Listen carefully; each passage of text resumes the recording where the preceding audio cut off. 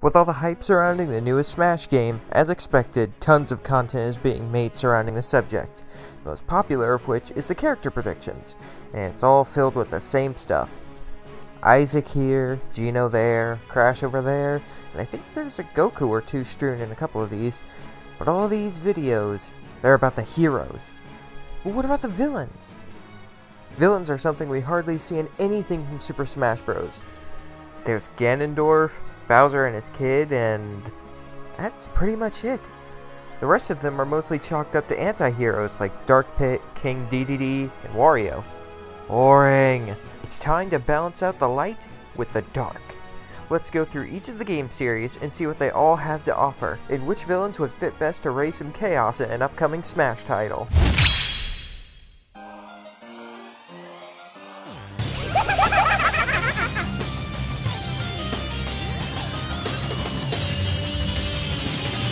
Mario is a little touchy. We've already got Bowser and Bowser Jr., right? But what if we added somebody that's been asked for many times? Fawful! Fawful may be from a side series of Mario, but that shouldn't invalidate him. He's seen as the makeshift main antagonist for the Mario and Luigi series. He's got strokes of genius, anger issues, and many non sequiturs. He's a goofy character with tricks up his sleeve that'd be perfect for Smash.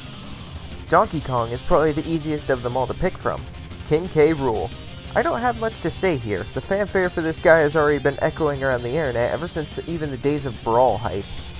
Zelda villains that aren't Ganon are few and far between. Most people want Gear him from Skyward Sword, and while he could definitely work, I'd rather we take a villain from the Toon-style games, and that character is Vaati. Not only is he a perfect character to expand the Toon series of Zelda and Smash, he's also the villain that appears most often that isn't an incarnation of Ganon. He's a wind mage that has many different forms. If anybody could make a moveset for him, it'd be Sakurai. The Metroid. Something Ridley. Smaller Ridley. Come on.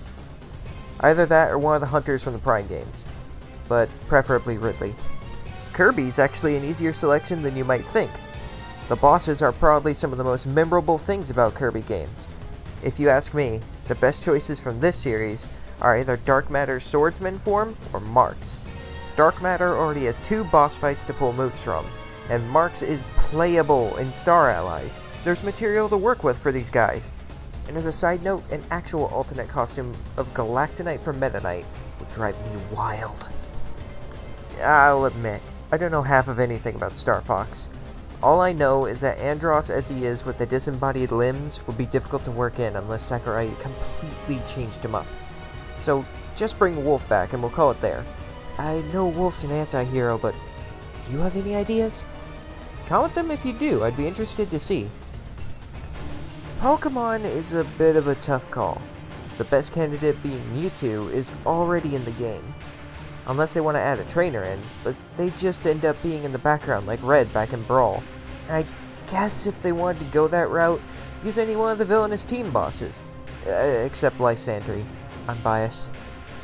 F-Zero? I've heard this solution before. Make Ganondorf unique and give his old moveset to Black Shadow. I haven't played much F-Zero, but I think it'd be a good trade-off. Earthbound is a bit weird. There's 2 candidates that would fit really well, but having them show their true colors would be almost spoilery in some respects. Oh well. That being said, having Porky or Gygus in here would be rad. And I'm talking about Mother 1 Gygus. You know, the one that inspired Mewtwo. Just give him some Mother 1 PSI abilities, and we're golden. I know some people don't even want to talk about another Fire Emblem character in the game, and in some respects I know what you mean, but just kick a few of them, and then there's room for more quality. As for villains, there's a lot to choose from. I think top candidates are probably the Black Knight from Ike's game, as well as any number of the antagonistic Manicheets, like Medius from Marth's game. Z-Fuel from Roy's game would also be a fun choice as well. Kid Icarus has a few new faces in Uprising. Veridi is who I would normally pick, but she's more of an anti-hero. If you ask me, it's Medusa or Bust. She rounds out the rest of the original Kid Icarus crew and would serve as a counterpart to Palutena, like opposite sides of the same coin. For Xenoblade, I want to heavily avoid spoilers, so to avoid them, I'm just going to say the names. For the love of God, if you haven't played the games, don't go googling. Mumkar for Xenoblade 1, and Jin for Xenoblade 2. Anyone who's played the games will probably agree. The Sonic series has a few characters you can pull from, but the most likely, and the one I think the most people want in, is Baldy McNosehair himself, Dr. Ivo Eggman Robotnik, the greatest scientific genius of the world! If you can put Bowser Jr. in a mech, you can do so with Eggman as well. Hell, give him a mech he specifically made for Smash! Samus had something similar with the Rocket Heels. Mega Man has quite nearly 100 possibilities across all the games he's been in. But if we're going to choose just one antagonist, it's definitely got to either be Wily or Bass. Wily could work on a similar level to Eggman, utilizing the modifications he's made to his Wily capsule over the years, and Bass could function similarly to Mega Man himself in most ways, but use different weapons from the series for all of his moves, as well as having a rapid-fire buster like he does in the games. Street Fighter is another series with a plethora of villains to choose from. Right off the bat, Sagat, Jiri Han, Akuma, and M. Bison would all fit in perfectly, but for my money, I'd let M. Bison take the reins, even if I'd much rather see Akuma. If only because M. Bison would have a much more unique moveset than Akuma, who's a Ryu archetype in the main Street Fighter series. While both have extremely intimidating auras that make them seem like forces to be reckoned with, M. Bison would bring the most unique things to the series. Final Fantasy, despite having a huge list of antagonists, would probably still be limited to 7 unless they decide not only include Cloud in the next game, but another protagonist as well. Sephiroth is the most likely candidate if they only decide to add one antagonist character, and to be honest, it's not a bad choice. Sephiroth has an omnibus of moves to pull from Dissidia and Crisis Core, but if they decide to pull from other games, I'm pretty sure Kefka would be the most possible choice. I'll admit, I've staved off looking at a lot of Bayonetta because I haven't played the games and want to avoid spoilers. All I know is that this Baldur guy is the main antagonist. Unless I'm wrong. If I am, please correct me. But if he is the main antagonist, he'd probably fit pretty well. Maybe.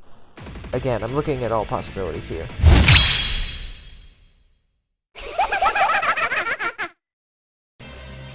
Smash could use a little hell raising.